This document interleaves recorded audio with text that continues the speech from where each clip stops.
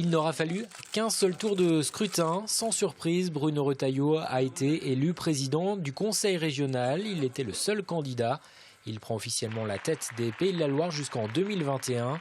Dans son premier discours, l'élu vendéen a détaillé sa vision pour la région, sa méthode aussi. Un dialogue plus approfondi avec les départements et des restrictions budgétaires. Il a notamment annoncé un plan d'économie et lancera un audit financier en janvier. Bruno Retailleau a également présenté ses priorités, l'aéroport de Notre-Dame-des-Landes, le soutien aux zones rurales et l'emploi des jeunes. La désespérance dans les territoires, la désespérance qu'on a pu rencontrer, le vote de colère, l'abstention, c'est d'abord cette difficulté de l'emploi. Le pays, la France, est le pays qui d'Europe, je vous le redis, qui depuis 18 mois n'a pas vu, le seul pays d'Europe qui n'a pas vu le chômage diminuer. Et pendant cette matinée, c'est Christophe Clergeau qui s'est montré l'opposant le plus incisif. Le socialiste a insisté notamment sur le cumul des mandats de Bruno Retailleau, également sénateur. Et il a égratigné le discours du nouveau président de région. Évoquer l'alliance des territoires sans jamais faire mention des quartiers populaires des villes est une erreur.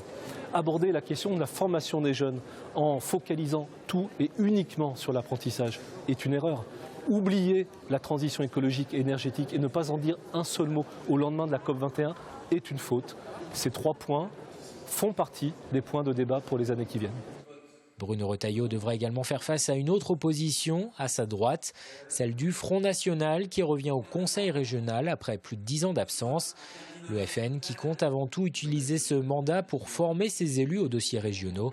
Pascal Gana promet d'incarner une opposition constructive. Je pense que nous étonnerons souvent par la qualité de nos interventions, de nos propositions, mais évidemment nous sommes dans l'opposition.